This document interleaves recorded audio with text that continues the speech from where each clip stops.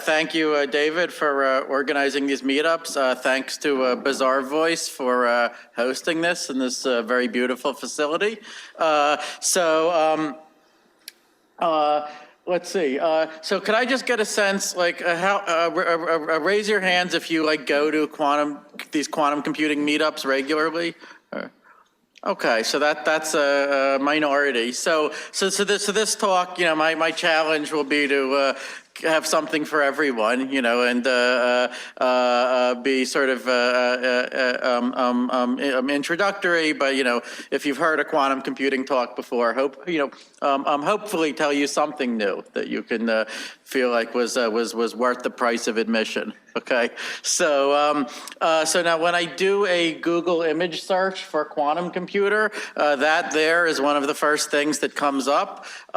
One thing that will become clear in this talk, I think, is that I am very much on the theoretical end of the field.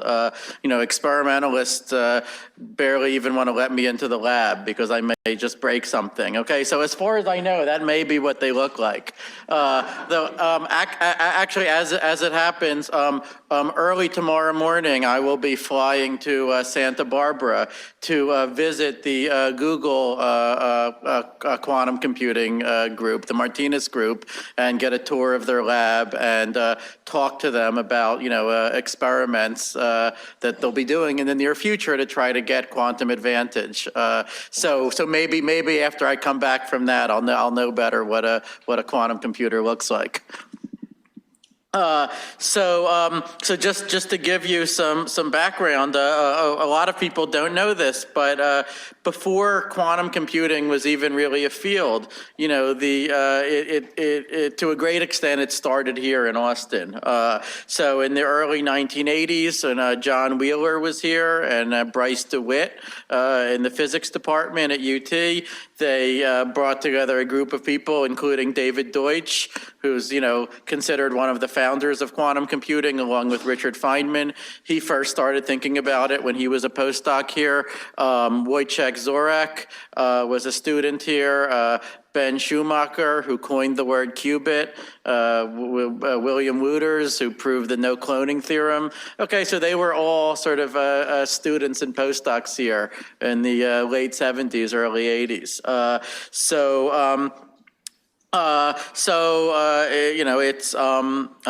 I'm a very new Texan. I just moved here a year ago, but I'm very excited to be involved in trying to build up a quantum computing presence, here at UT again, with colleagues in physics, in math and electrical engineering, at the Applied Research Lab at Texas Advanced Computing Center.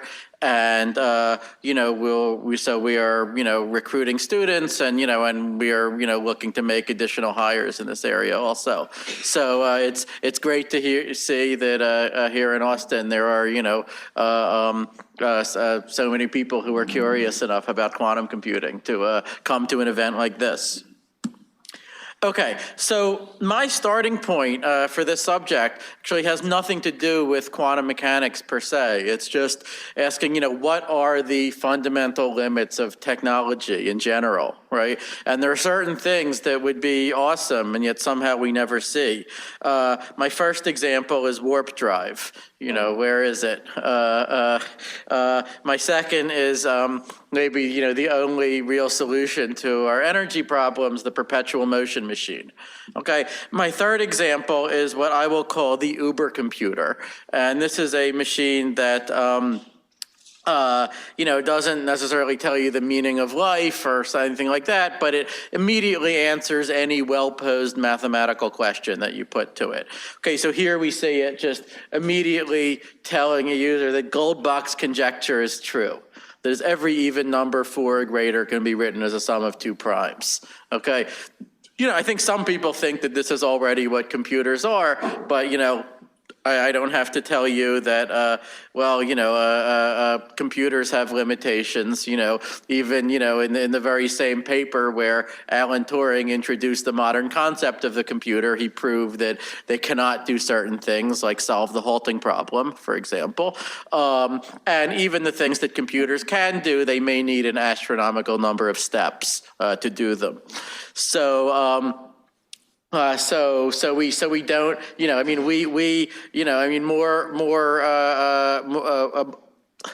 more to the point, you could say, we as sort of mathematicians and theorists have not yet been put out of work.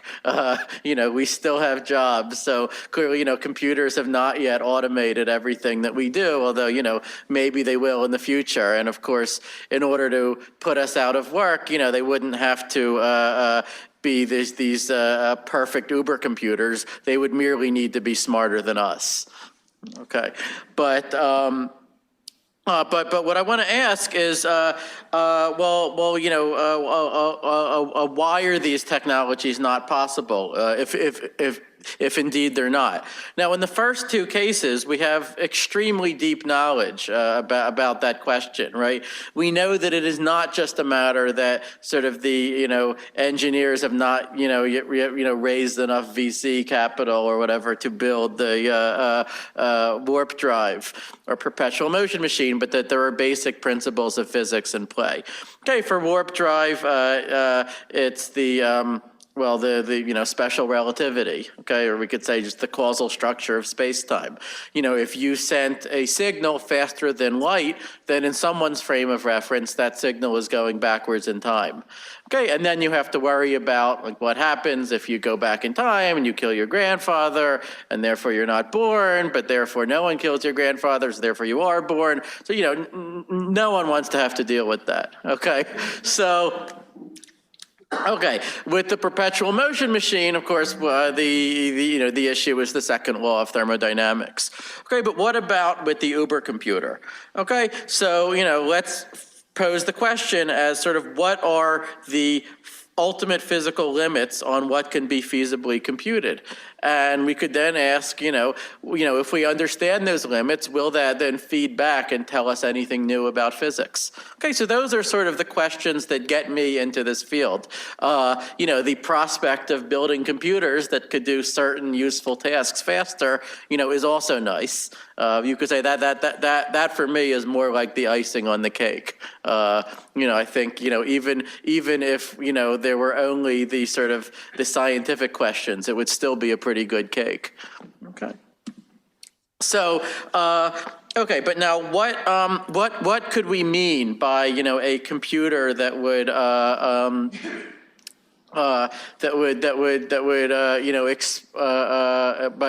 by an Uber computer, or sort of a computer that would sort of do something faster by exploiting new principles of physics. Maybe I should back up and say, the sort of since Turing in the 1930s, right, a sort of foundational belief in computer science has been something called the Church-Turing thesis, right, which basically says, computers are different on the surface, but they're all sort of the same slop, right? They can all simulate each other, albeit faster or slower, and if you give them enough time and enough memory. Okay, and this is basically true of all of the computers that we use today. In fact, some computers like this iPhone here, people work very hard to try to make it not universal. Okay, but in a formal sense, it is. Now the belief that's relevant for quantum computing is actually a more modern refinement of this Church-Turing thesis from the 1960s or so, which sometimes called the extended Church-Turing thesis. Okay, and what that says is that not only can sort of any reasonable computer simulate every other one, but it can do so with at most a polynomial overhead in resources. So, so you're not going to need an exponential blow up, let's say, in simulating a supercomputer, using an abacus. It will merely be a constant factor slowdown or something like that, maybe a polynomial slowdown. Okay, so and again, this is true of almost all of the computers that we talk about in practice today, and sort of this is a large part of why some of us see fit to sort of call computer science a science, right? That we actually have a theoretical answer to the question of what we mean by a computer, and despite all of the advances in Moore's law, and technology that there have been in the last half century, that notion of what we mean by a computer has been pretty stable. Okay, but what would it even mean to challenge that extended Church-Turing thesis, right? Forget about the original Church-Turing thesis, just the extended one, right? What kind of physics could possibly overturn it? Well, let me just give you some examples, even before we come to quantum computing. My first example is, how come no one talks about the relativity computer? Okay, which was, our other great advance of 20th century physics, right? The idea of the relativity computer is really simple. So, you start your computer working on some really hard problem, maybe an NP-complete problem, let's say. You leave your computer on Earth. You then board a spaceship which accelerates to relativistic speed. The spaceship then decelerates, returns to Earth.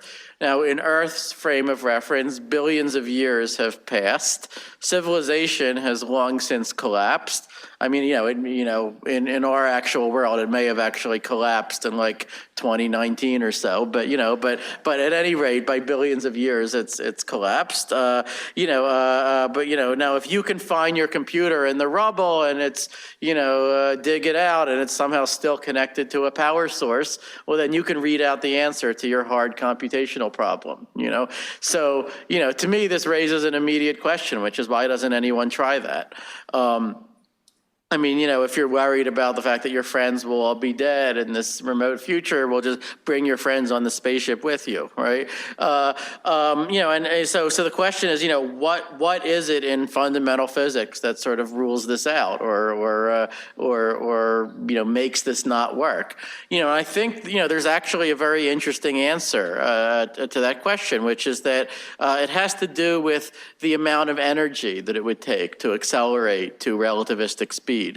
Which is something that I ignored in this cartoon here.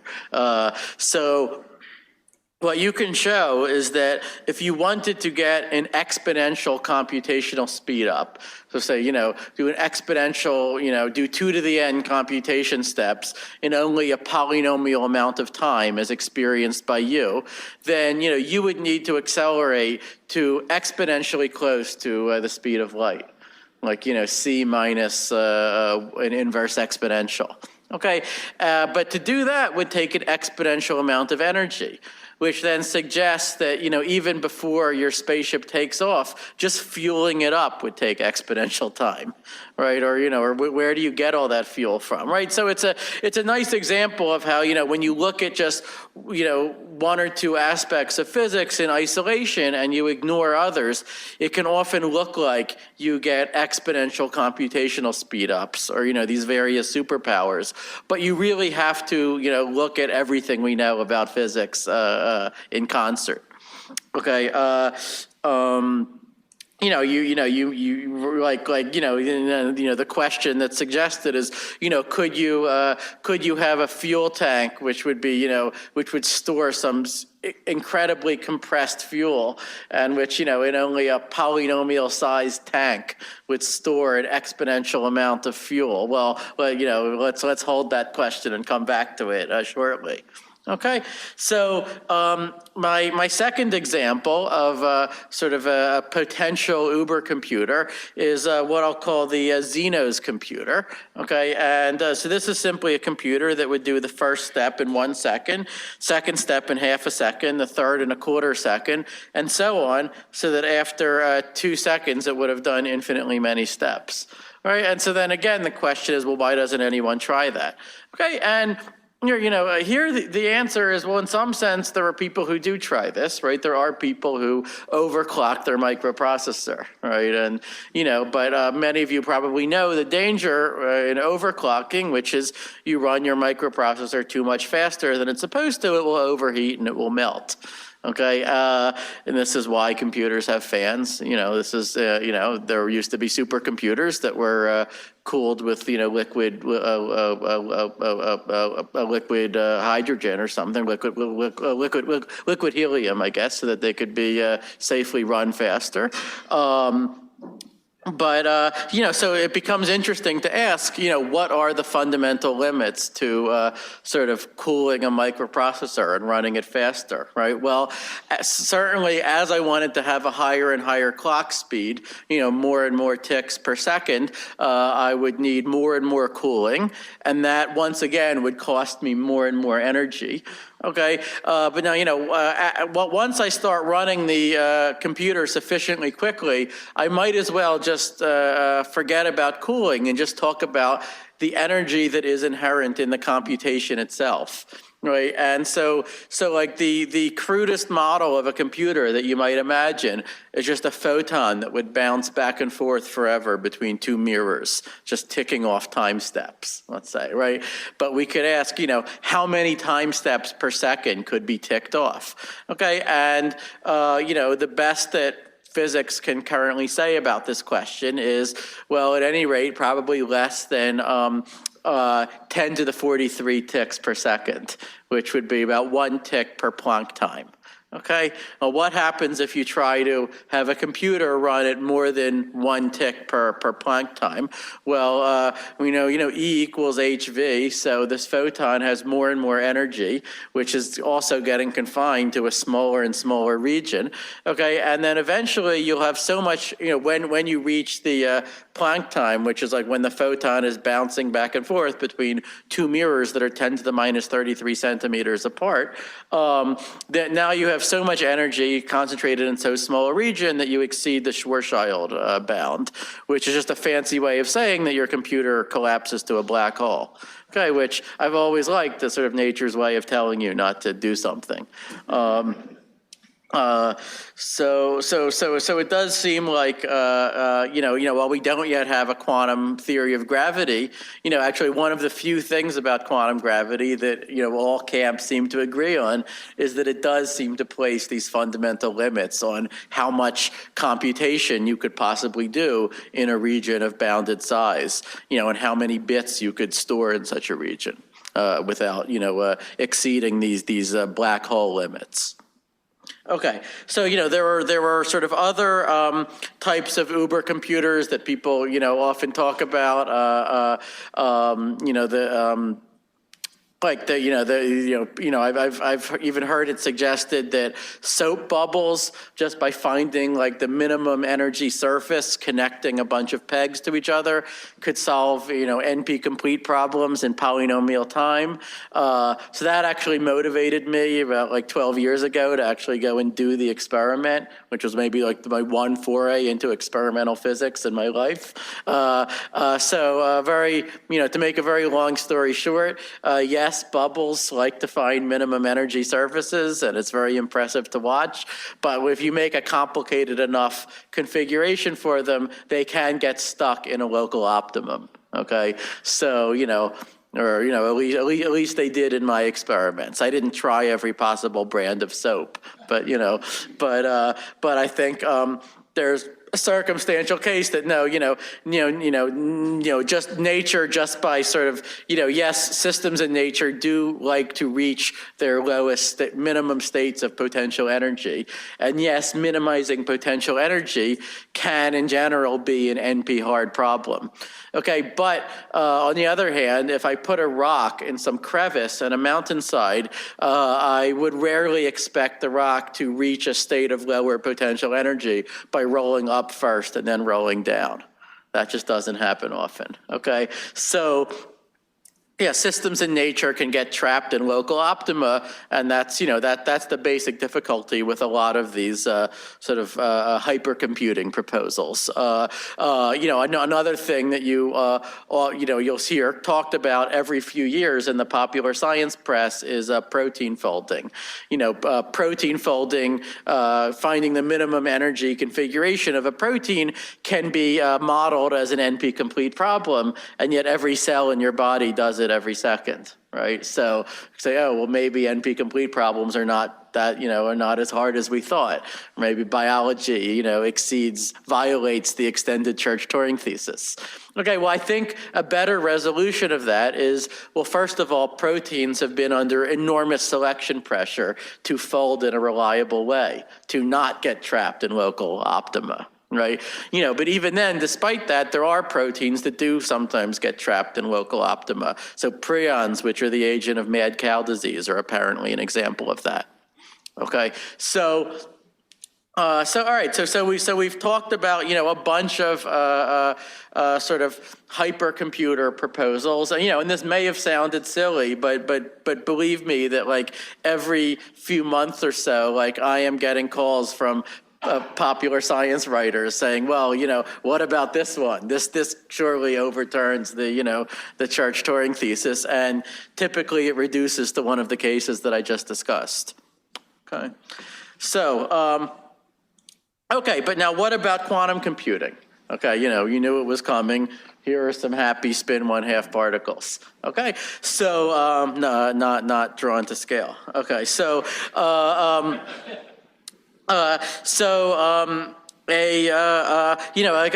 first glance, quantum computing sort of sounds as fanciful as the other things that I talked about, right? The Xeno computer, the soap bubble computer, whatever. And in fact, when I first heard about quantum computing, I guess when I was a teenager, sort of not long after Shor's and Grover's algorithms were discovered in the 90s, my first reaction was, well, this sounds like obvious crap.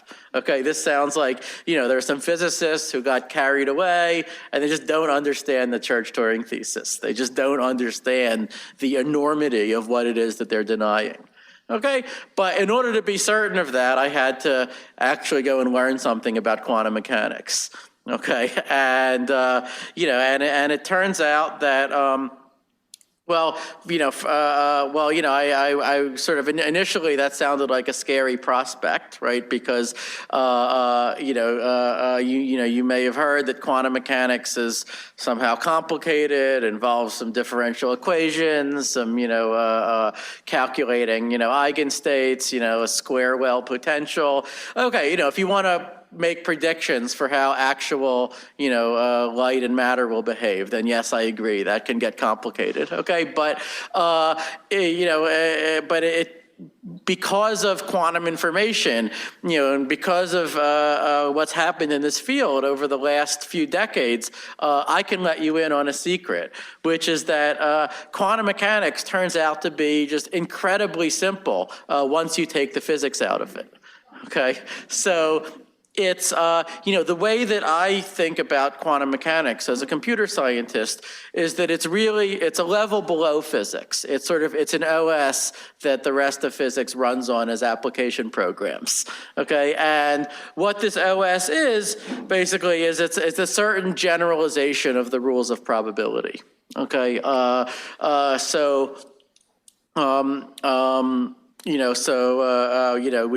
We might have thought that, probabilities are real numbers from 0 to 1, so we talk about a 30% chance of rain, 98% chance that Hillary wins the election or whatever, but we never talk about a negative 30% chance. That would be nonsense, okay?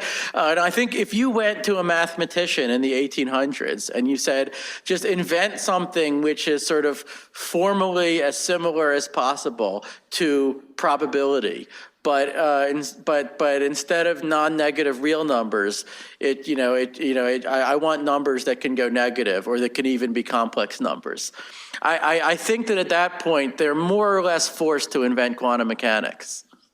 Okay, now that's not actually how it happened. Okay, the way it happened was that between 1900 and 1926, physicists discovered one strange phenomenon after another, and they invented all sorts of provisional theories to try to account for them. And then finally, in the late 20s, they finally figured out what was going on. And what was going on is that the state of the world is a vector of complex numbers. Okay, so what we do in quantum computing is, in some sense, we invert that order. Okay, we just say, look, we believe the experimentalists.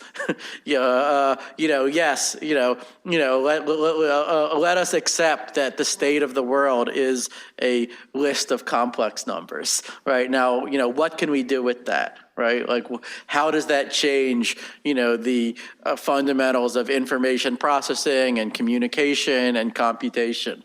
And I feel like, actually, I just taught like a course on quantum information at UT for CS majors. CS people can understand this, math people can understand this, and once you do understand it, you're then in a better position to go and learn something about the physics if you want to. So, as many of you probably know, how does it change things to generalize the rules of probability to involve complex numbers? The most famous illustration of this is the double slit experiment.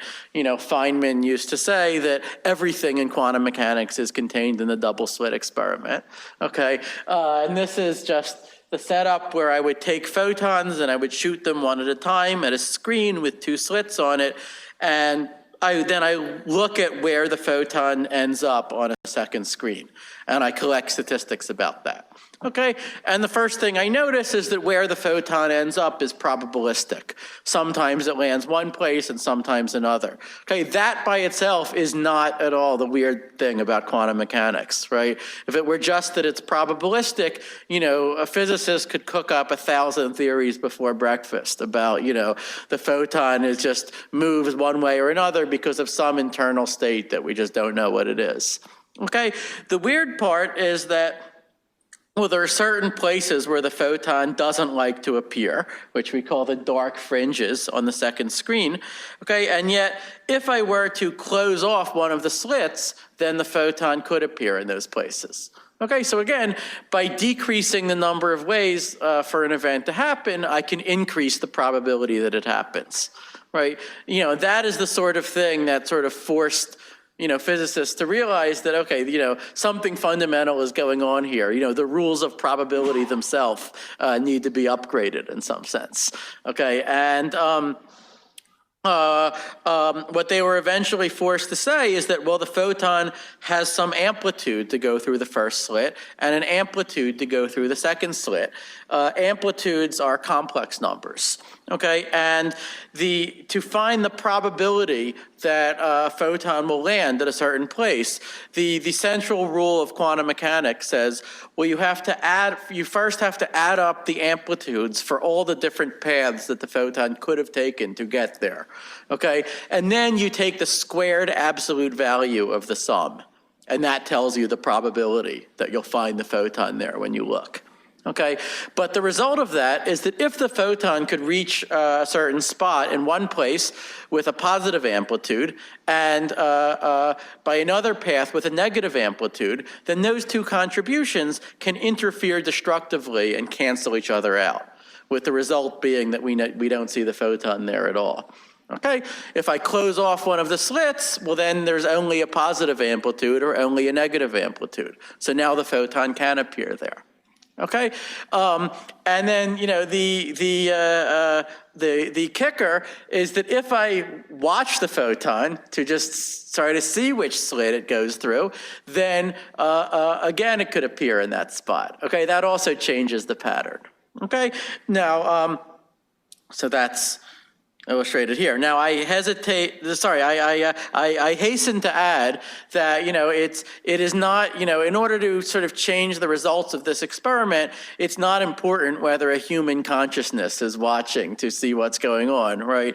A frog watching this photon would destroy the interference pattern just as well, or for that matter, a mechanical recording device, or for that matter, even some unwanted, stray radiation and, and air in the room that just sort of had the effect of carrying away the information about which slit the photon went through, right? The rule is if the information about which slit the photon goes through leaks out into the external environment in any way, this is what we call decoherence, okay? And then this and once that happens, then you're just adding up conventional probabilities. You're no longer adding up these complex numbers, these amplitudes. Okay, so then you no longer see the interference. Okay, so the upshot is interference is something that quantum systems like to do in private. Okay, they don't like to be watched while doing it. Okay, and so that's sort of the reason why it took until the early 20th century for people to realize that our world works this way at all, right? And it's also the reason why we don't tend to see interference on the scale of everyday life, like cats and superpositions of alive and dead states, for example.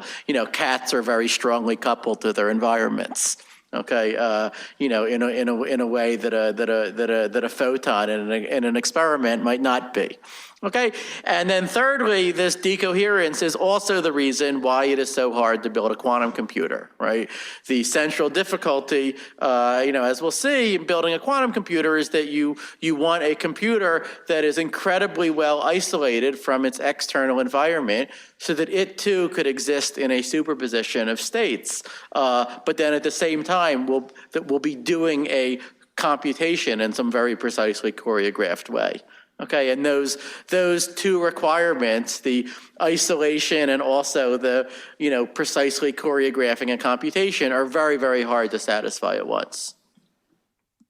All right, so a little more formally, if a system can be in two distinguishable states that we label 0 and 1, and the physicists like these asymmetrical brackets that are called Dirac-Ketz. It's just a notation for quantum states. You could think of these as just two unit vectors. Then, the basic claim of quantum mechanics is that a system that can be in a 0 or a 1 state that are distinguishable can also be in a superposition of the two states, which we write as the vector alpha 0 plus beta 1, where alpha and beta are complex numbers called amplitudes, which satisfy the absolute value of alpha squared plus absolute value of beta squared equals 1. A superposition over just two states is also called a quantum bit or a qubit. Okay, and now if you measure the qubit to ask it whether it is 0 or 1, well, measurement in quantum mechanics, as I said, is a destructive operation. It forces the qubit to make up its mind as to whether it wants to be 0 or 1. Okay, and quantum mechanics tells us exactly how likely it is to be either. It will be 0 with probability absolute value of alpha squared and 1 with probability absolute value of beta squared. And then it will sort of collapse to whichever one you see. So it will just, whichever answer it picks, it will stick with it. Okay, but if a qubit is isolated, then this vector of amplitudes can evolve by rules which are different from the rules of classical probability. In particular, this vector of amplitudes can undergo a linear transformation that preserves the norm of the vector, which we call a unitary transformation. Okay, so Schrodinger's equation, which is sort of the central equation of quantum mechanics, basically just says that isolated quantum systems, change in time by means of these unitary transformations. Okay, now what is the idea of quantum computing? Well, that's if I told you what happens if you have just one of these qubits, which is strange enough, you might say, right? But if I have, let's say I have 100 or 1,000 qubits, okay, well then I can't just write down a superposition for each qubit separately. okay, because the qubits could be correlated with one another. You know, for example, if I see that the first qubit is 0, then maybe that tells me that the second qubit is also 0. Okay, I mean, that happens even in the classical world. You know, if I the standard example is, you see that, someone has a red sock, it's a good chance that their other sock is also red, right? But in the quantum case, if I had n qubits, then the rules say that to fully specify the state of my n qubits, I would actually need a list of 2 to the n amplitudes. Okay, that's 1 amplitude for every possible configuration of all n of the qubits together. Okay, so there's an amplitude for my bits to all be 0. There's an amplitude for, the last bit to be 1 and all the others to be 0, right? And so forth. Okay, if there were 1,000 qubits, which I could arrange by just having like 1,000 spin 1/2 particles, let's say, a quite small system, then quantum mechanics is telling us that just to maintain the state of that system, nature off to the side somewhere has to keep some scratch paper with 2 to the 1,000th power complex numbers written on it. Okay, 2 to the 1,000 is much more than the number of subatomic particles in the observable universe. So, only about 10 to the 85, I think. Okay, and then furthermore, anytime anything happens to your 1,000 particles, well, that's a unitary transformation. So the rules of quantum mechanics say you have to, nature has to cross off those 2 to the 1,000 complex numbers from its scratch paper and replace them with new complex numbers. Okay, now it's true that you never directly observe those complex numbers. Okay, they're not like voltages or, energies that you can measure with some meter. Okay, but they play a crucial role in calculating the probabilities of the different outcomes that you can observe. Okay, and so this is sort of a staggering, maybe the most staggering thing that quantum mechanics says about the world, right? That you need exponentially more state to keep track of, a physical system than you would have, than was immediately visible, than you would have thought. So in some sense, chemists and physicists have known that for a long time. They've known it mostly as a practical problem. If you're trying to simulate quantum mechanics with a classical computer, then, in general, the time needed to do that could increase exponentially with the number of particles, right? And this is why quantum chemistry is so hard. This is why supercomputers, including the Stampede that we have right here in North Austin, are often used for this for that purpose, but they're still limited in what they can do, right? There are even questions about the quantum mechanics of water that haven't been fully answered yet because there are too many degrees of freedom to simulate. Okay, but it was only in the late 70s, early 80s that a few people like Feynman and Deutsch had the idea of sort of turning that computational lemon into lemonade, if you like. And so they asked, well, if quantum mechanics is so hard to simulate with existing computers, then why don't we build computers that themselves could exist in a superposition of exponentially many states and that themselves could exploit the phenomenon of interference? Okay, now of course they immediately then face the question, well, supposing you built such a computer, what would it be good for? And at the time, they were really only able to give one answer to that question, which is such a computer would be good for simulating quantum mechanics. Okay, now I actually think that if and when we get practical quantum computers, that is likely to be still the most important application for them.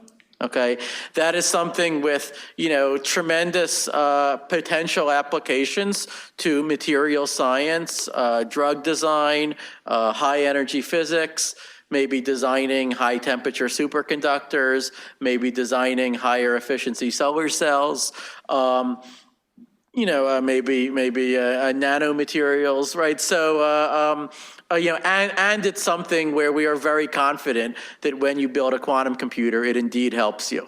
okay?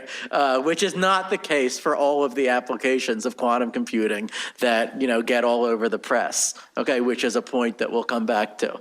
Okay, but I think quantum simulation is a major application area besides just the pure scientific interest of doing this, right? But I should mention, I like to say that for me personally, the #1 application of quantum computing, even more than quantum simulation, is disproving the people who claim quantum computing is impossible. Okay, these people who come to my blog and argue with me, I just want to, I think that the entire experimental effort to build a quantum computer can be justified on that ground alone.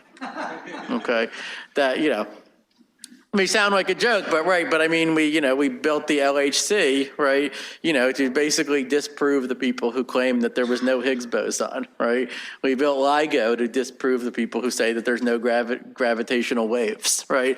I think that it is certainly, even if we removed all the applications, it is at least as worth it just to test whether nature really does put this kind of computational power, at the disposal of the creatures in it or not.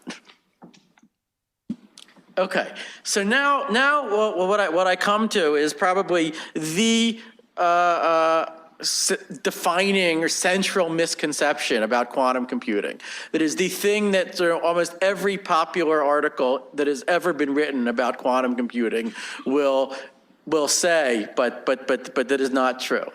Okay, so what the popular articles will say is that a quantum computer is basically like a classical computer, but except it is massively parallel.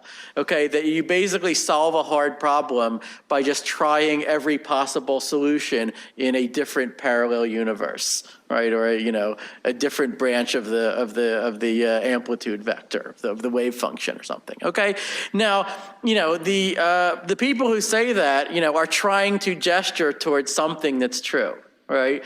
The thing that is true here is that with a quantum computer, if I had a problem involving some exponential number of possible solutions, like the traveling salesman problem, like, breaking a cryptographic code or whatever, I can quite easily create a quantum superposition over all of the possible answers to that problem. That's actually an easy thing to do with a quantum computer. Okay, just give every possible answer the same amplitude. Okay, the trouble is that in order to have a useful computer, at some point I have to measure the thing, right? I have to observe it, and read an answer out. And if I just take an equal superposition of all the possible answers and measure it, not having done anything else, then the rules of quantum mechanics say that all I'm going to get will be a random answer. Okay, and if I just wanted a random answer, well, I could have picked one myself with a lot less trouble. Okay, so what this means is that the entire hope of getting a speed advantage with a quantum computer is to exploit interference. Okay, so you have to a quantum computer is no better than a classical one unless you can exploit the fact that these amplitudes work differently from probabilities because they can cancel each other. Okay, so the basic idea with every quantum algorithm is that sort of you are trying to, you are creating a superposition over exponentially many possible states.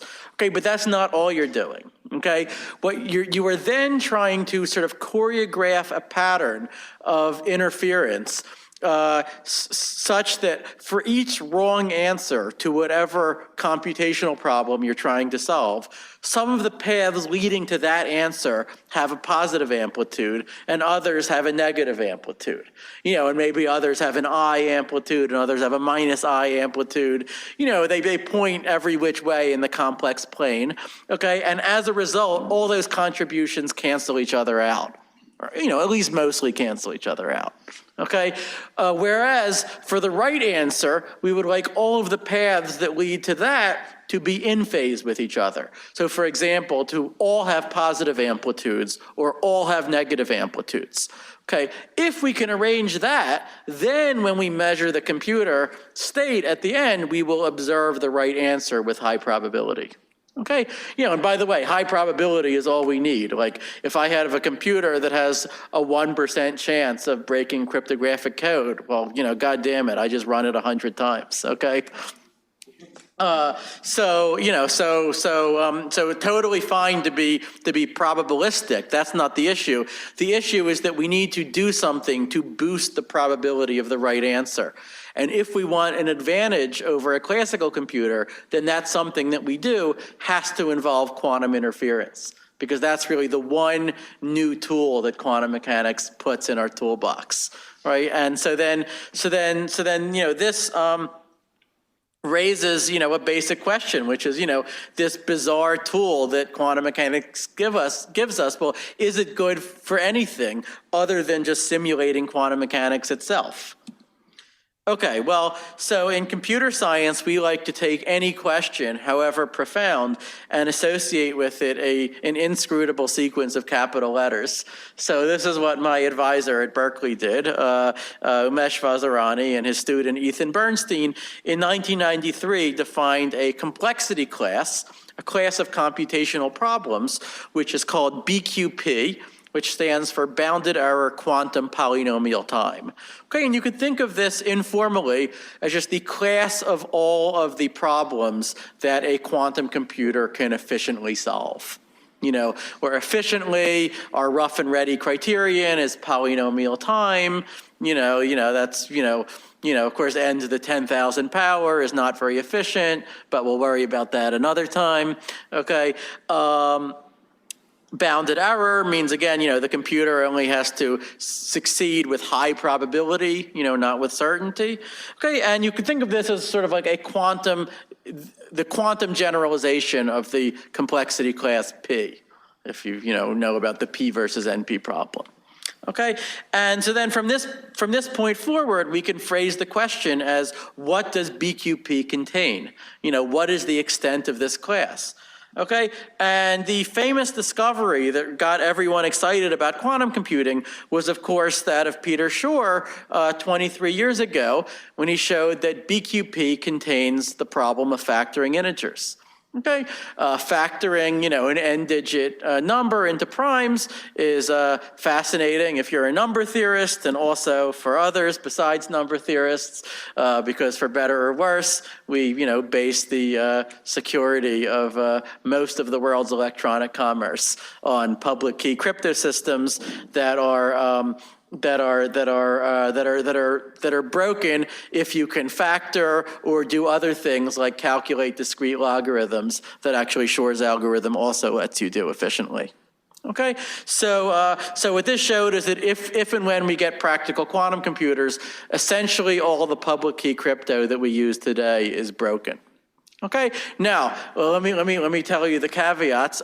Private key crypto would be largely unaffected by this. Okay, most private key crypto systems, would, as far as we know, still take exponential time to break, even with a quantum computer. And even if for public key crypto, there are theoretical systems under development based on short vectors and lattices, for example, that seem to be resistant against even attack by a quantum computer, at least so far. Okay, and I think Google has actually run a pilot, with encrypting some users' data with one of these so-called post-quantum crypto systems. Okay, but it would certainly be a hassle if we all had to switch from RSA to some other forms of cryptography, which, by the way, ironically, one of the contenders would be quantum cryptography. Okay, quantum cryptography, unlike quantum computing, is already practical today. There are companies on that sell devices. There's almost no market for it because it's a super elaborate and expensive solution to a problem that most people would say is already perfectly well solved by public key crypto. Okay, a lot of people joke, or only half joke, that one of the main reasons why we need a quantum computer is to create a market for quantum cryptography. Okay, so a very brief sort of picture of sort of the the world where I spend a lot of my time. So sort of how does BQP relate to the basic classes of problems that we care about in computer science? Well, P is the class of problems, as I said, that are efficiently solvable using a deterministic classical computer, like the one in your pocket.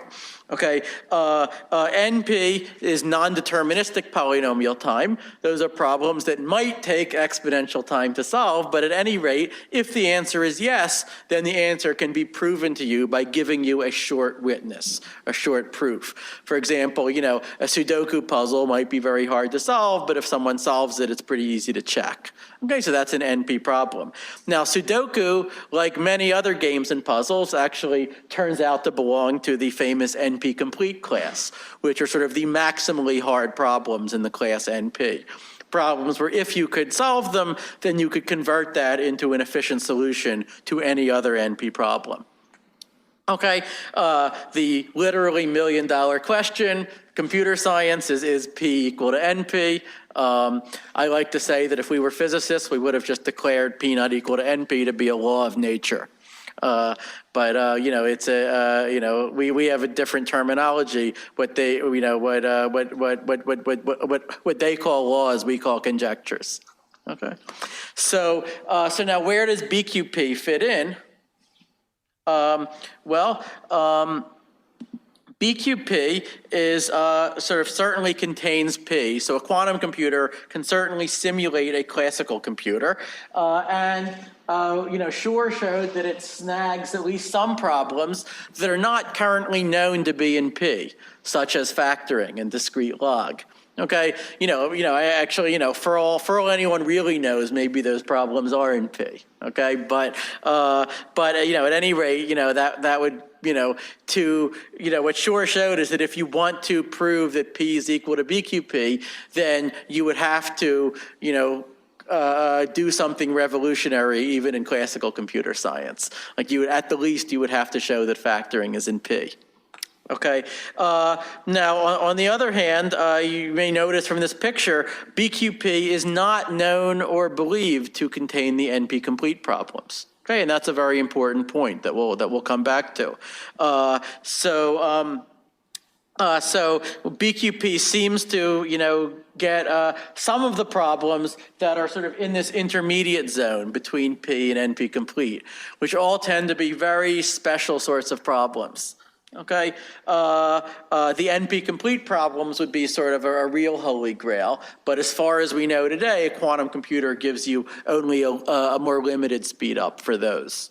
Okay, now in the other direction, we don't even know if BQP is contained in NP. Okay, so there could be problems that a quantum computer could solve for which a classical computer could not even efficiently verify the answer, let alone finding it. Okay, the only way to verify the answer might be to use another quantum computer. Okay, we do know that BQP is contained in the class called P-space, which is everything you could do in a classical computer using a polynomial amount of memory. Okay, so, okay, there. Okay, yeah, so it's very important to realize that factoring, we actually have excellent theoretical evidence that factoring is not an NP complete problem. If it's NP complete, the hierarchies come crashing down and really bad things happen, okay? So factoring has very special structure, which is what makes it so useful for cryptography, but ironically, the same number theoretic structure that makes factoring so cryptographically useful is also what Shor was able to exploit in order to design a fast quantum algorithm to solve it, right?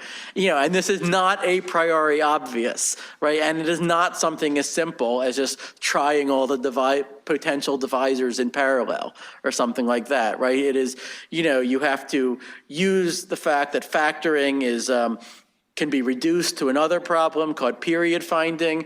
And for period finding, you can create an interference pattern that reveals the answer using something called the quantum Fourier transform, which can then be implemented with a small number of quantum operations. And if you want to know more about it, you can, I do it in about 3 lectures in my undergraduate class, okay?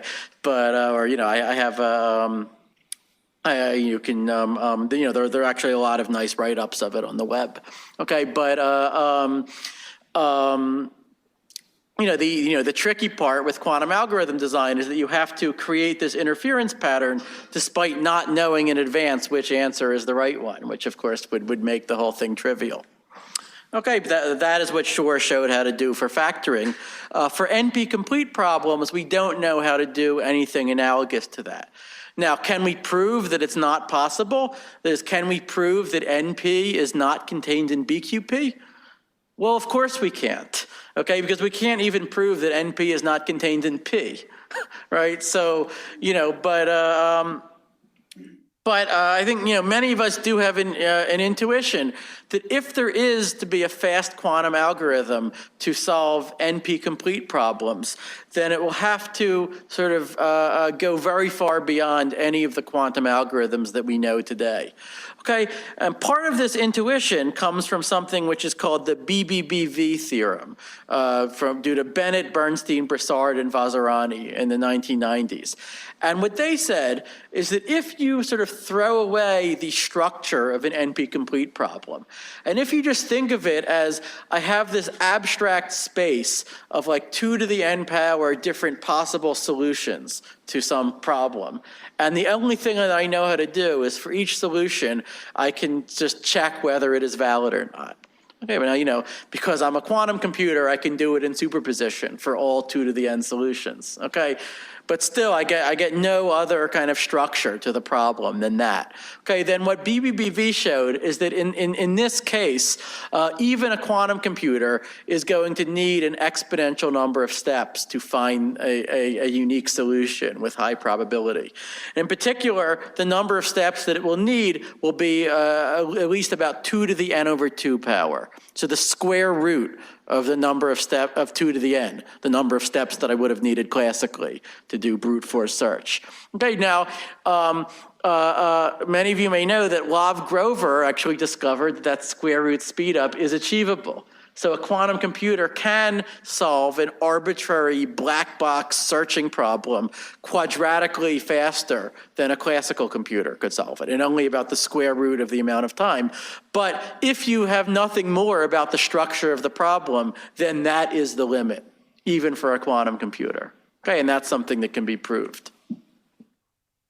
Okay, so what this means is if there's a fast quantum algorithm for NP-complete problems, it would somehow need to exploit their structure. Now there is, for the last 18 years or so, there's been one major proposal out there for a quantum algorithm that would try to solve NP-complete problems faster by exploiting their structure. This is called the quantum adiabatic algorithm. It was proposed by my former MIT colleagues, Ed Farhi, Jeffrey Goldstone, Sam Gutman, several others around 2000. The basic idea is I start by sort of, I have a collection of qubits, let's say. I start by, applying some Hamiltonian to them, which is just like a generator of a unitary transformation that has some very easy to prepare lowest energy state. And, if I just left the Hamiltonian as this H sub I, my system would just sit in that lowest, in that ground state forever. But then I slowly vary the Hamiltonian to a different Hamiltonian called H sub F, whose lowest energy state encodes the solution to an NP-complete problem. Okay, and such a Hamiltonian is actually easy to design. Okay, and furthermore, there's something called the adiabatic theorem, which says that as long as I did this transition slowly enough, my state will just track the instantaneous ground state, which means that I will end up in the ground state of H sub F. Okay, so some of you might know that there is a company in Vancouver that has spent several $100 million for, building special purpose quantum annealing devices that are basically just entirely focused on trying to implement some kind of noisy version of this adiabatic algorithm in hardware. Okay, the company is called D-Wave. Many of us, when we first heard about D-Wave in 2003 or so, we said, well, sure, you can try that, but the kinds of qubits that you're talking about don't seem sort of nearly good enough to sort of see a quantum speed up, and B, even if you had perfect qubits, we still don't really know whether this adiabatic algorithm, helps, whether it actually solves NP-complete problems or, instances of them of interest to anyone faster than a classical computer, but sure, go ahead and try it, don't let us stop you, D-Wave has been all over the press. They've been on the cover of Time magazine. They've, and they claim to already have commercially useful quantum computers, right? They sold 3 of them, one to Google, one to Lockheed Martin, I think one to Los Alamos. But, and their current model has about 2,000 qubits, right? Which sounds really, really impressive compared to the 10 or so qubits that the best academic experimental labs, are managing to work with today. Okay, the catch is that, now that they've sold some of their devices, people have actually been able to do independent experiments on them, and we know a lot more. And, it's a very, very complicated story, but a short summary would be, yes, these D-Wave machines are able to solve optimization problems on 2,000 or so qubits, that, if you can encode them into its format. It does a decent job at sort of finding its own ground state, so to speak. And yes, there is some quantum tunneling behavior in the device. So, so the qubits, at least when they're in isolation, sort of act as qubits. We don't know whether there is sort of quantum entanglement or collective quantum behavior among all 2,000 of the qubits. That is not really known yet. And at any rate, there is no evidence that you are solving anything faster than you could solve it with a classical computer when you do a fair comparison. I think consistent with the early theoretical expectation, okay? So again and again, in the last decade, D-Wave has made claims that we solve this much faster than a classical computer. And that gets all over the press because, that's what people want to hear. And then, the journalists realize that they want, that they need one skeptical quote in their story. So then they call me. And I have to explain to them that, actually everyone in the research community understands that if you do a comparison against the best classical algorithms that we have, then at least right now you are not seeing a speed up, right? And the claims of speed up sort of invariably depend on tying the classical computer's hands behind its back, so to speak, comparing against a worse classical algorithm. Okay, so as I said, there is the hardware issue, right? So, D-Wave from the beginning has ignored the need for quantum error correction, which sort of many of us think is probably central to ultimately making a useful device. Okay, but then beyond that, there is even, a theoretical issue that, even supposing that you could build a perfect quantum computer with no error and no decoherence, we still don't really know how well this adiabatic algorithm would do.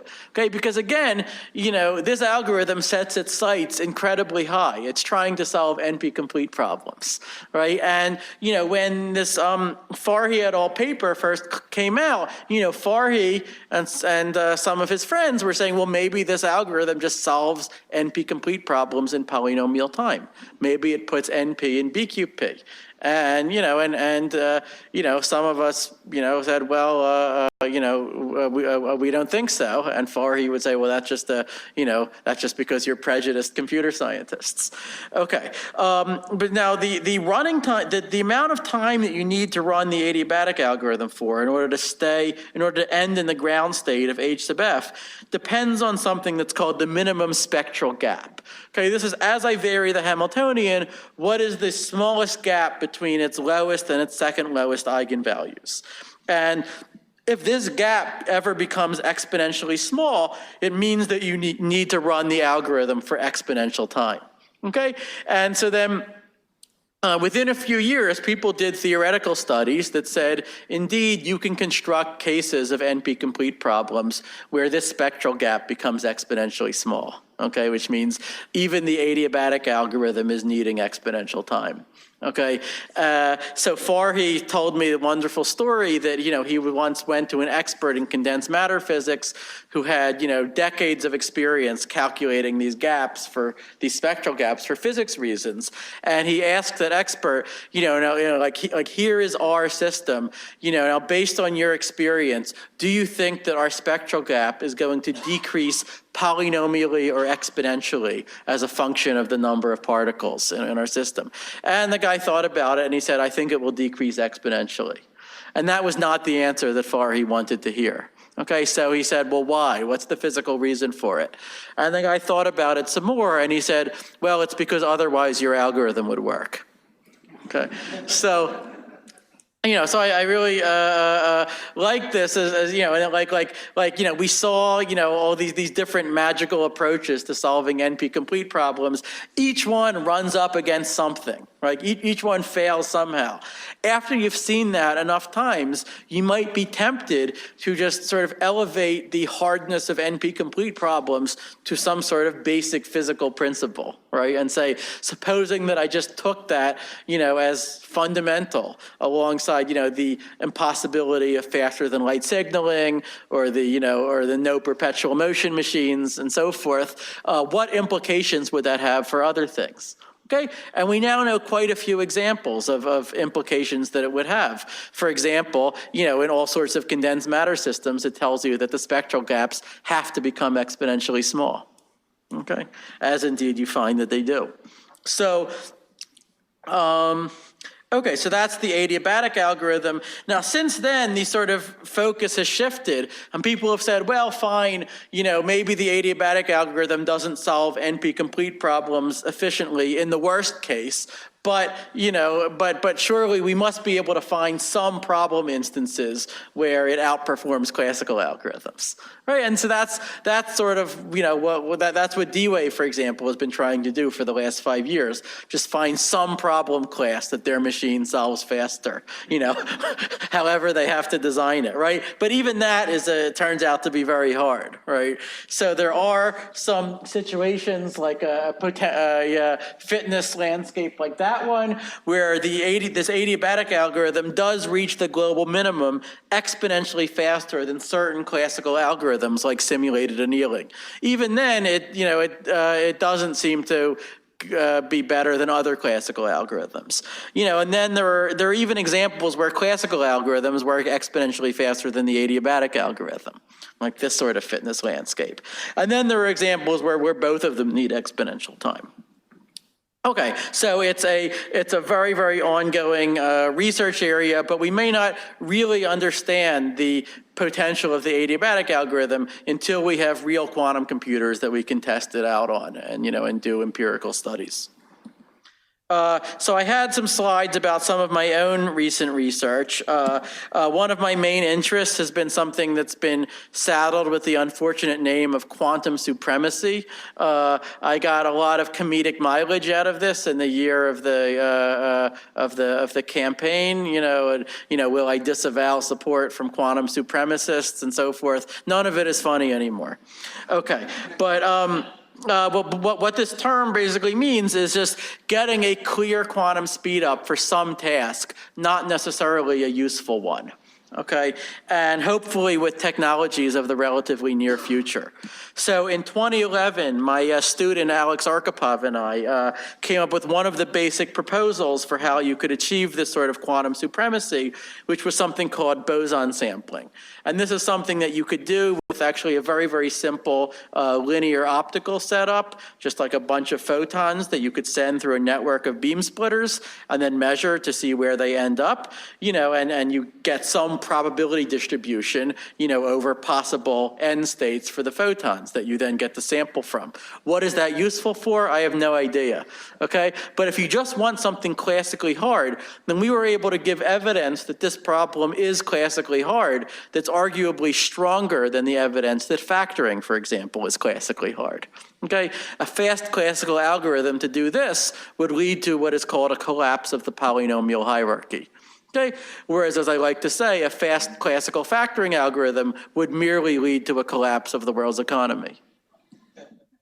Okay, I mentioned at the beginning, the group of John Martinez at Google is maybe the best experimental group in quantum computing in the world right now, by some people's measure, and they have publicly announced that within the next year or two, they want to have 49 superconducting qubits on a chip. So that's it's the same kind of architecture as D-Wave, and it's only 49 qubits instead of 2,000. But these are 49 qubits that have 10,000 times the coherence time of D-Wave's qubits. Okay, so they last, almost incomparably longer, and 40 or 50 qubits is probably still not enough to do anything useful. But this, if they manage to do this, this should already be enough to do something that is classically hard. Okay, like you could put some quantum circuit on 50 qubits and then challenge a classical skeptic will reproduce the same pattern of outputs that this circuit produced, right? And, with a fast enough classical computer like Stampede, with a supercomputer, yeah, you could do that. And it's important that you could do it in order to even check the quantum computer's work, okay? But the quantum computer is going to be a hell of a lot faster, okay? So this is a milestone that I'm very, very excited about, that I think there are very good prospects that we'll be able to achieve it in the next, in the relatively near future, this quantum supremacy milestone. And some of what my group tries to do is lay the theoretical foundations for, why do we expect this sort of thing to be classically hard? And, what exactly do the experimentalists need to do in order to do something that we're confident is classically hard? Okay, and then I have a thing about the connection between quantum computing and the black hole information problem, which is a new crazy direction that a bunch of us have gotten excited about within the last 5 years or so. But because I'm pretty much, because I've taken too much of your time already, I think I'll end here and I'll just open it up for questions. And if, if people want to leave, I won't be offended, or you can ask me about whatever. All right, thanks. Yeah.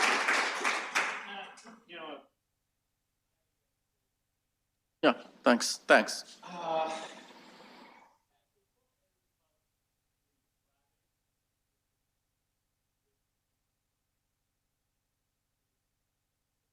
Well, okay, so like when you look at like the quantum computing experiments that we can, people can do today, like the D-Wave one, right?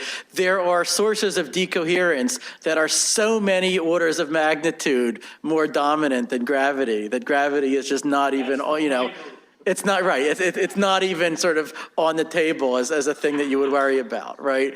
It's like, it's like worrying about a black hole in another galaxy or something, right? It's like gravity is just so many orders of magnitude weaker than just the ordinary electromagnetic radiation that is causing your decoherence, right, and so forth. That those are the things people worry about.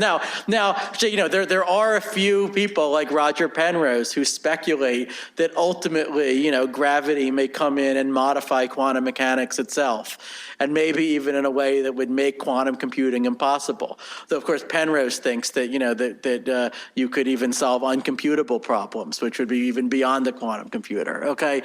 But be that as it may, my basic, reaction to that is, well, if building a quantum computer, would lead instead to the discovery of a breakdown of quantum mechanics itself, that's awesome. Right? That's like, that I'm going to count as like a super duper success of this field, right? Where, merely building a quantum computer is like the more boring outcome compared to that. Yeah. So Yeah.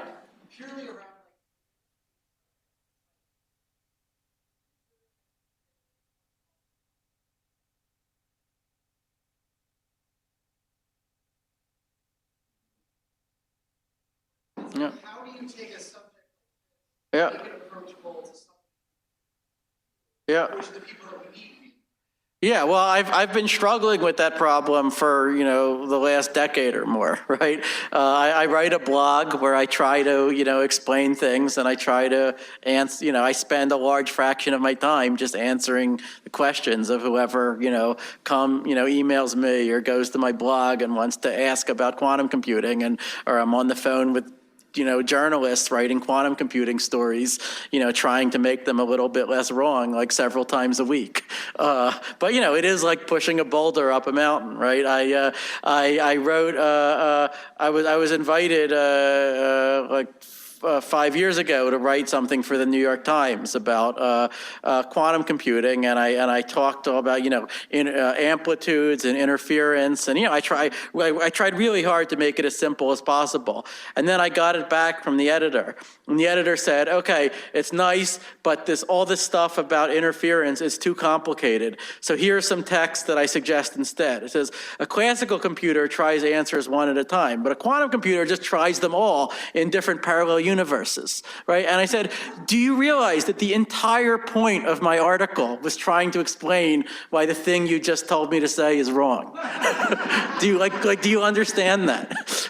but then, instead of just getting, just fuming about it, I said, all right, let's try to work something out. And so then I came up with an article that I think was actually ultimately better than my original one, right? Which started out by saying, look, here is, let me first say, here is the account of quantum computing that you've heard everywhere else, right? Quantum computer tries every possible answer in parallel and then somehow just instantly picks the best one. Okay, now we're gonna, try to see what is wrong about that, right? And, I feel like saying something about interference is the bare minimum for me to feel like something about quantum computing has been communicated honestly, right? You don't have to say that much more than that, right? But something about these amplitudes being positive and negative and interfering with each other, right? I like to say, any popular article, the first thing I apply to is the minus sign test. Right. If there's nothing about minus signs, then, either the writer didn't understand quantum computing or did not get it across to the reader. Right. So, and to say something about minus signs, right? Well, I mean, there are really simple, thought experiments that you can use to illustrate what's going on, right? The double slit experiment is the classic thing here, right? Where, I read Feynman's book, QED, right? And he the way Feynman does it, he doesn't even mention complex numbers, right? He just says, look, each path that your object could take to get somewhere has some little arrow attached to it, right? And now you want to know how likely something is to happen, then you got to stack these arrows together, like the tail of one against the head of the other. And then you have to see how far you've gotten. Right. So he's trying to say you have to add the complex numbers, right? But he's trying to say it in a way that an 8-year-old could understand. Okay. So I feel like that's a perfect example of trying to, boil this down to the bare minimum, but sort of not lower than that. Right. And, I can tell you that I have often given talks about this stuff for, at high schools, for example. I think, actually, these smarter high school students have, can actually understand a lot of this without that much difficulty, right? And part of it is that, there is less that they have to unlearn, right? If you want to get into this field, it's true that at some point, the other thing is I think, you don't have to take years and years of physics to, even to do original research in quantum computing, right? You don't have to know how to solve differential equations. You don't have to know how to do integrals even, but you've got to know vectors and matrices. Okay, that's the one thing that you have to be comfortable with, vectors, matrices, complex numbers. So there is a kind of bare minimum that it's hard to get around. And, I think that bare minimum, is actually accessible to a much larger population of people than you would have traditionally thought of as the people who are able to understand quantum mechanics. And that is a large part of what I and many others have been trying to, spread the message about. Yeah.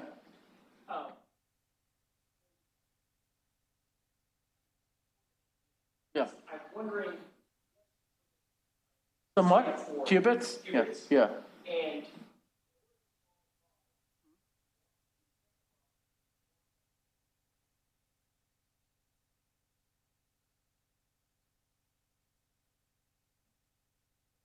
Yeah.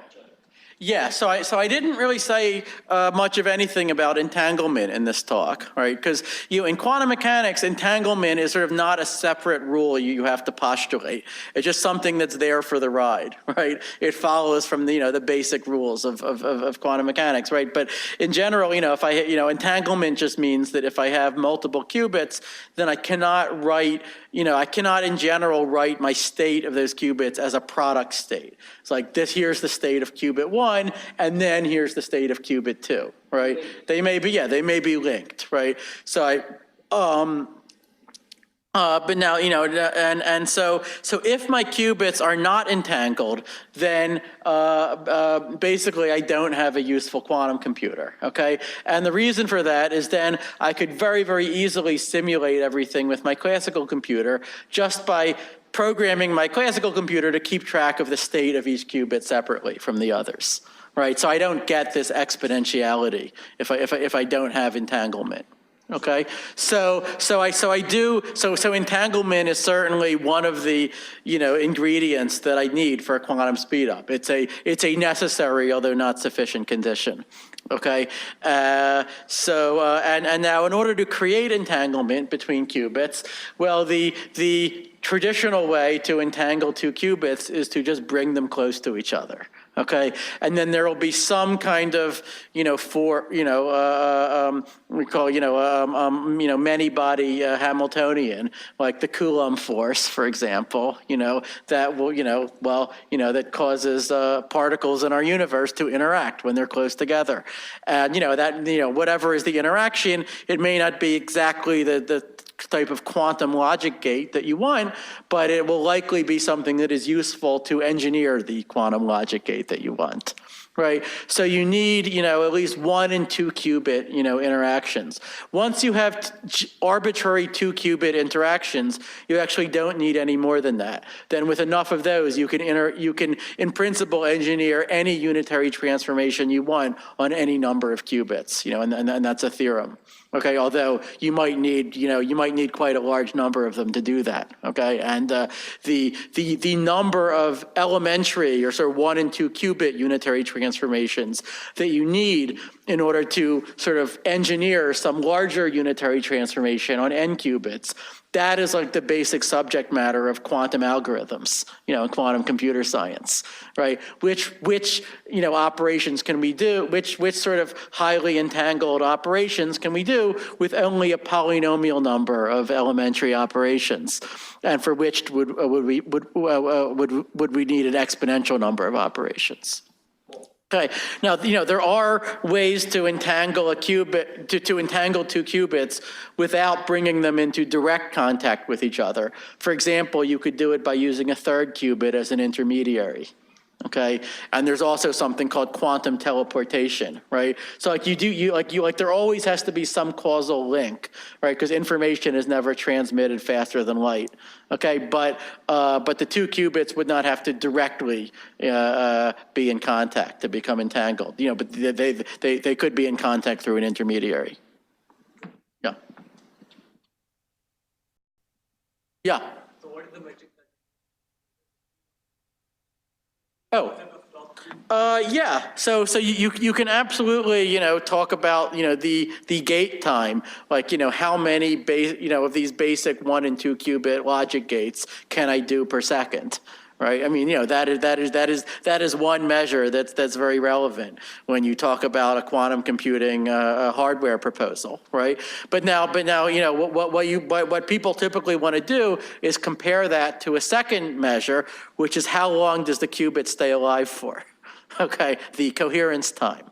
Right, and what's especially relevant is the ratio of the coherence time to the gate time, right? Because that's telling you how many operations can I squeeze in before it all, falls apart, basically, right?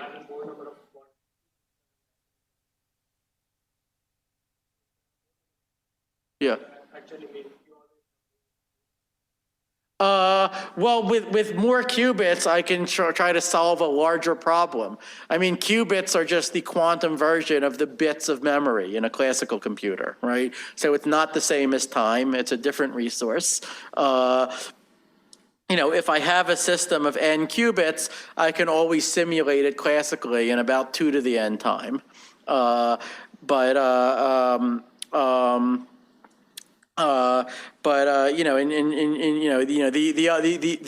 the other issue, I'm not sure exactly what you're asking about, but the other issue is that as you have more and more qubits that you have to keep in your quantum computer, each qubit will sort of have some interaction with every other qubit that could lead to unwanted decoherence, right? So as I try to build a larger and larger system, my decoherence rate goes up. Okay, so these are sort of the reasons why building a quantum computer is such a hard engineering problem, right? That, you have to keep your decoherence rate very, very low. Now, a crucial discovery from the mid-1990s was that to build a scalable quantum computer, you do not have to get the decoherence rate all the way down to 0. Right, which was something that many people wrongly believed, okay? You only have to get the decoherence down to some very low but, non-zero point, which is called the fault tolerance threshold. Okay, and once your error rate is below that point, then you can start encoding the qubits that you care about using these very clever error correcting codes in such a way that even if any small fraction of your qubits were to leak out into the environment, the quantum information that you care about is still recoverable from the remaining qubits, right? And so all the sort of, I think the serious proposals for how to build a scalable quantum computer are based around doing this sort of error correction, right? And then, the main sort of goal of the experimentalists for the last 20 years has been sort of get the individual building blocks, like the qubits and the gates, that are good enough that you can start applying these error correcting codes at all. Right, and then once you have that, then it's sort of like a chain reaction, right? Then your effective decoherence rate can be pushed down further and further and further. Okay, but until you're at that point, everything you can do is a little bit of a circus act, right? Like you may have heard, like quantum computers have, had a major success after billions of dollars of investment in 20 years. They've been able to factor 21 into 3 times 7 with high statistical confidence. Okay, I think 35 could be on the horizon. Okay, but even the 21 factorization involves some cheating. Like it involves some compilations that would not have made sense if you didn't already know that 21 was 3 times 7. Right. So but it's like anything you can do looks kind of unimpressive. Until you're at the fault tolerance threshold. In the same way that with half of a critical mass, you don't get half of a nuclear explosion. Right. It's like you have to be at this point where error correction becomes a net win. Yeah. Is there any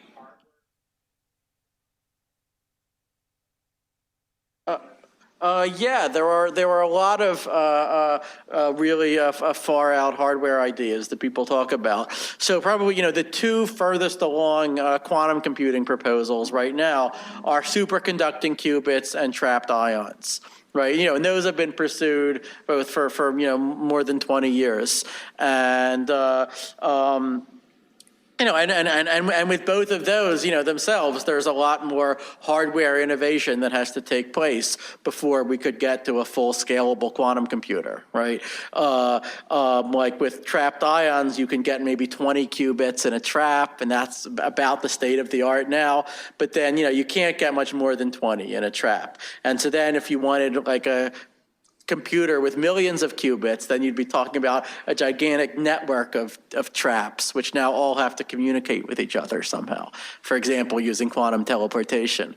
Okay, with superconducting qubits, getting the coherence time up is a huge problem. I mean, currently you typically cool these chips down to about 10 millikelvin, to get them to, be as quantumly coherent as they are. By the standards that we want, 10 millikelvin is actually very hot. And we would much rather be at absolute zero, but that's expensive. So, you're never actually at absolute zero, but but then, there are other proposals that are out there that, that have the potential to maybe, leapfrog over these things. One of them that's gotten a lot of attention is called non-abelian anyons. Or it's also known as topological quantum computing. Now, this is an approach that Microsoft, of all places, has made a huge investment in, right? And they just doubled down on it like a few months ago. Okay, so they have Michael Friedman at Microsoft Research, who's a Fields medalist and one of the pioneers of this topological approach to quantum computing. And they say that they're now gonna actually try to build topological quantum computers. And the idea with those is that you create these excitations in a two-dimensional medium, which behave neither as bosons nor as fermions. Okay, but they have this weird other type of particle statistics, so they're called anyons. Okay, and it was proven in the late 1990s in seminal work, largely due to Alexei Kitaev, also other people, that just by taking these anyons and sort of braiding them around each other in an appropriate pattern, you could do a universal quantum computation. Okay. And furthermore, this setup seems like it might be naturally robust against decoherence. Is that you wouldn't have to do this whole complicated, layers of error correction. Why? Because the only thing that could change the output of the computation would be something that changes the topology of how the paths of the anyons are braided around each other. Okay, so like a little local change to a path is not going to hurt anything unless it changes the topology of the braiding, right? So like it is, it's super duper elegant mathematics, right? No one, and theoretical physics, right? No one disputes that. Is this actually a viable approach to building a quantum computer? Well, the difficulty is it's not even clear yet that we can make even one non-abelian anyon. Right? People are just starting to maybe make a certain kind of anyon called a Majorana fermion. And even then it's disputed because the evidence that you made it is sort of very indirect right now. But, because step one is make a non-abelian anyon and measure it and be sure that that's what you made, right? Theoretically, we know that it's possible. We know condensed matter systems that could do it, right? But that's something that would actually have to be done, and then, maybe in the future, this topological approach could just leapfrog over everything else, right? But I think, if we look at where things are now, we would have to say that superconducting and ion traps are both, you can already do stuff with like 20 qubits, right? And, with some of the other approaches, you're struggling to do even 1 or 2 qubits. Yeah. Yeah. Uh-huh.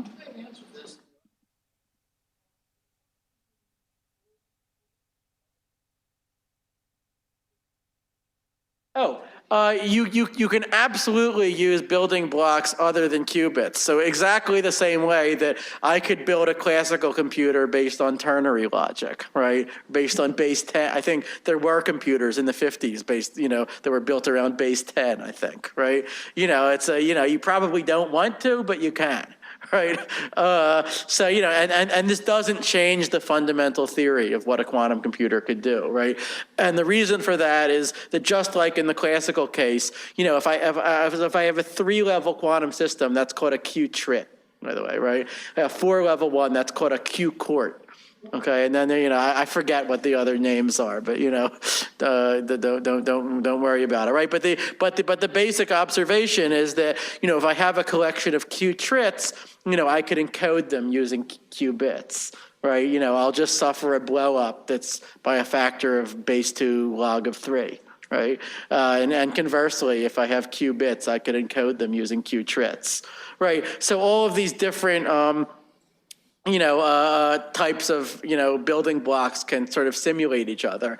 Now, there are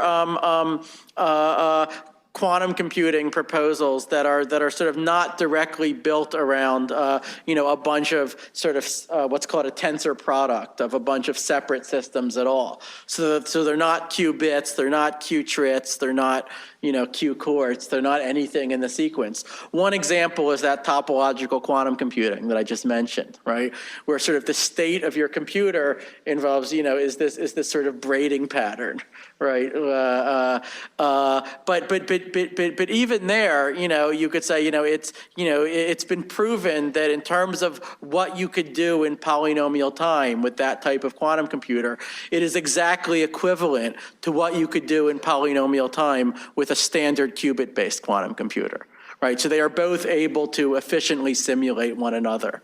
Okay, and so I could take this weird braiding setup and I could encode it by a system of qubits, and I could simulate it that way. Conversely, I can simulate a system of qubits using this braiding pattern. Okay, so actually, I sort of poo-pooed the extended Church-Turing thesis at the beginning of my talk, but actually in the quantum world, we have a sort of quantum, a quantum extended Church-Turing thesis, you could say. That's sort of every reasonable, model of computing that takes quantum mechanics into account should give rise to this complexity class BQP. Right. Now that might or might not be true, but I would say that based on all the physics that we know today, that is the thing to beat. That's the thing to, go and refute.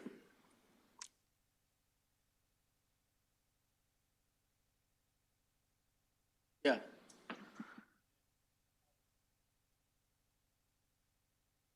Yeah.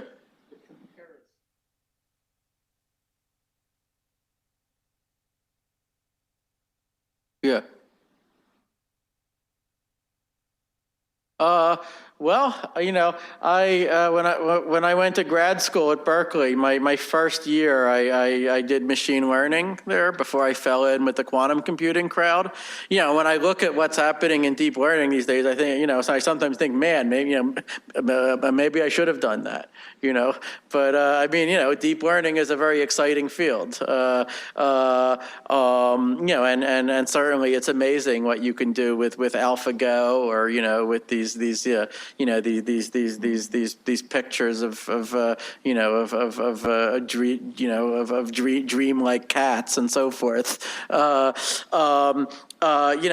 would say, deep learning is one particular class of algorithms that you can run on a classical computer, right?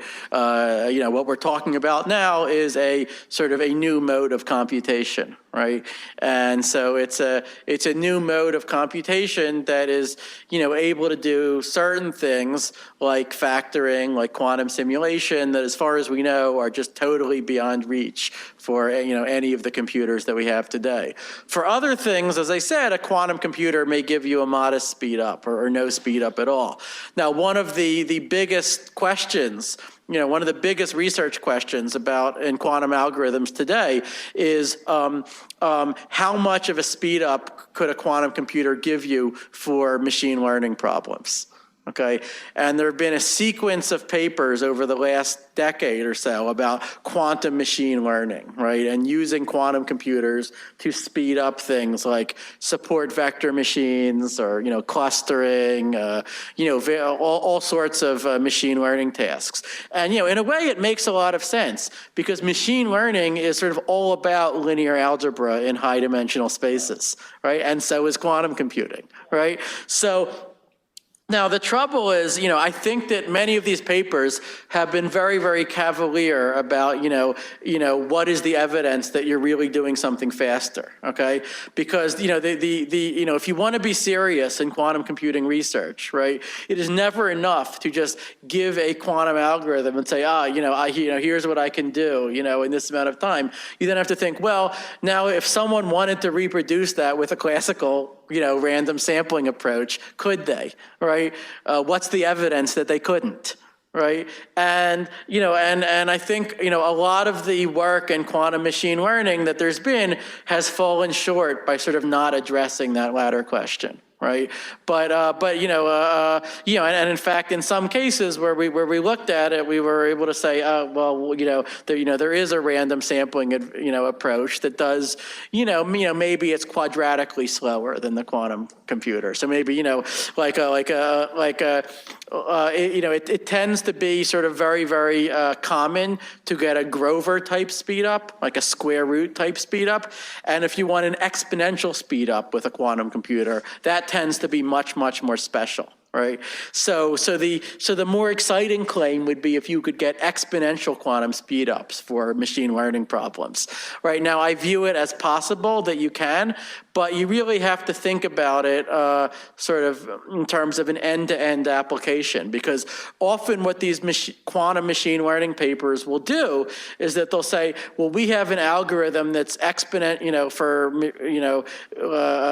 classifying vectors or something that's exponentially faster than classical.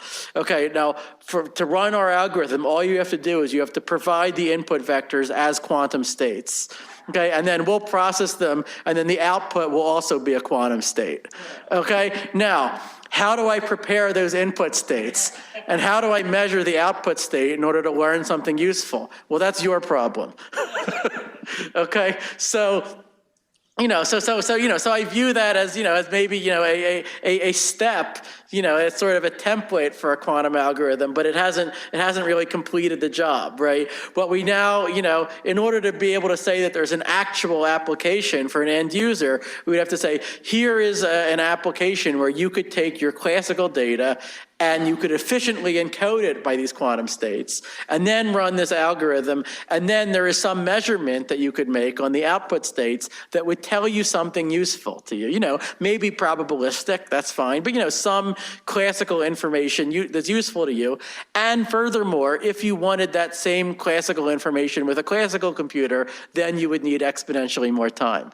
So I think making that case is very much, a task like for the future, for, possibly the near future. I would love to get a grad student to work on this. Yeah.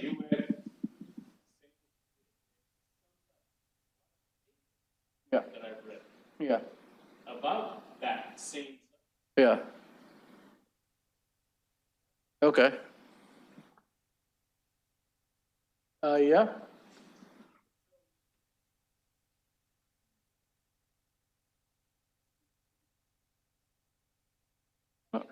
Punch card Yeah. and whatnot. Mm-hmm. Think you entered the problem. Yeah. So how do you know?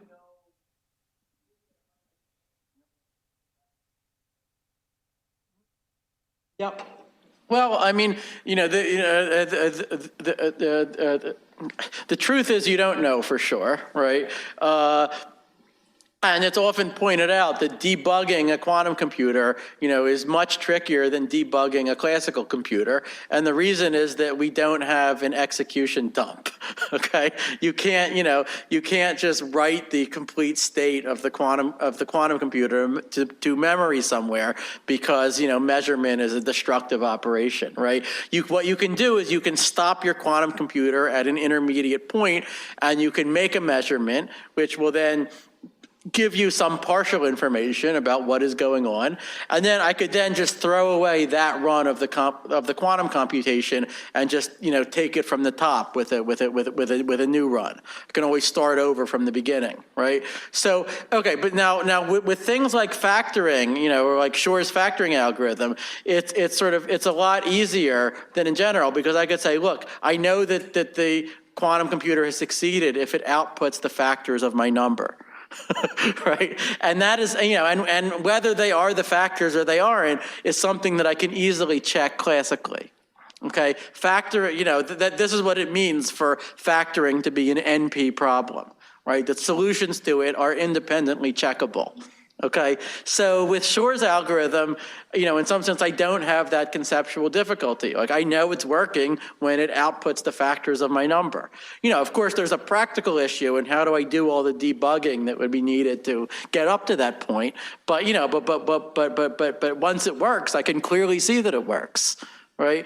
Now, with some of the other quantum algorithms, in fact, matters are a lot murkier, because with some of them, like with quantum simulation, verifying the answer, might itself take exponential time for a classical computer, right?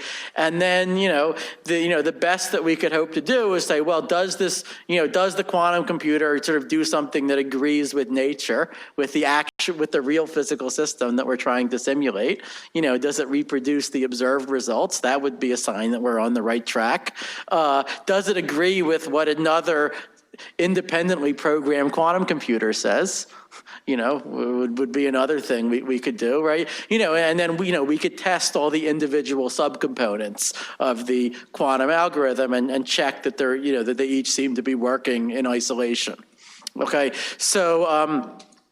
Those are the things that we can do. Now, with the type of thing that D-Wave is trying to do, like these optimization problems, there you could say the matters are the murkiest of all. Okay, because what D-Wave can do is it can sort of solve some optimization problem, and get some, not the optimal answer, but some reasonable answer. And they say, we have, our quantum computer works. Okay, but the trouble is, well, a classical computer could also have gotten that answer, right? And so then, they say, okay, and furthermore, what D-Wave is doing is very, very noisy, so much so that you could think of it as like a classical computation that maybe, hypothetically could be boosted somehow by some quantum tunneling effects, right? And so then you have to ask, okay, but even supposing that the quantum tunneling effects are there, are they actually helping me to do anything faster than if I remove the quantum tunneling effects? Okay, and then, and now you have all the ingredients for sort of a debate of like 50 dueling papers back and forth, reporting, different, data sets that, well, if you measure it this way, there seems to be a small speed up, but if you measure it that way, then the speed up goes away. And even if there is a speed up, we can't tell if the speed up has anything to do with quantum mechanics. The speed up might just be because, well, D-Wave built this very special purpose piece of hardware for, solving this very, very specific optimization problem. So then, no duh that it's good at that, right? But, if we took away the quantum effects, maybe it would be equally good, right? So, so there, I think all of the issues about like, how do you know that a quantum computer works really, come to the fore, in a very practical way in this D-Wave debate, right? But having said that, if eventually we could do Shor's factoring algorithm, then we wouldn't have to, to factor a large number, then we wouldn't have to argue about it anymore, right? Then at that point, the quantum, the fact of the quantum computers working is so obvious that no one has to squint to see it. So I mean, that's where I would like to get.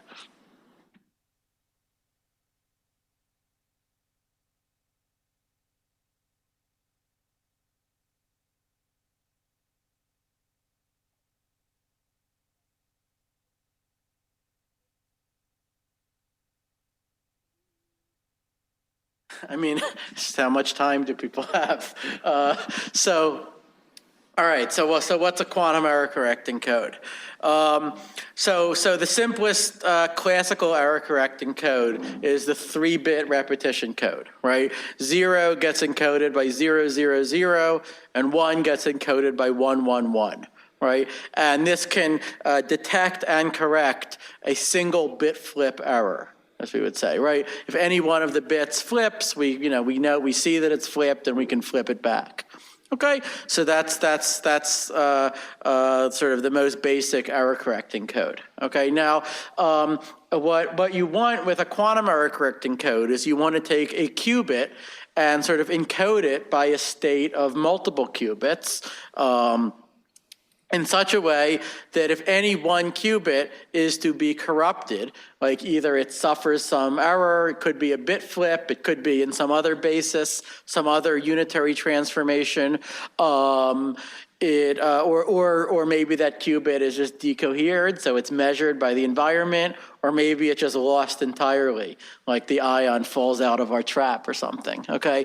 But whatever happens, we would like to recover the qubit that we care about by doing some correction operation on the remaining qubits.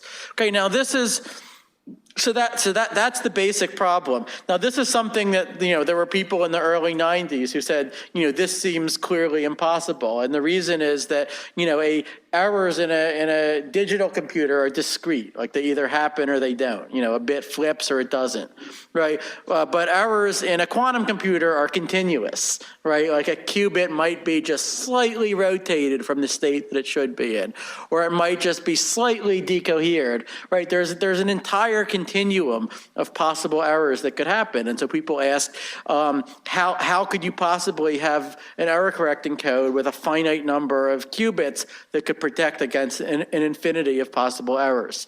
Okay, so the answer to that came from another discovery of Peter Shor in 1995, which were the first quantum error correcting codes. And what Shor did is he designed a 9-qubit error correcting code. Okay, so you can encode one physical qubit into 9 logical qubits in such a way that, if any one qubit, you do what you will to it, you can recover the qubit, the logical qubit you want from the other 8.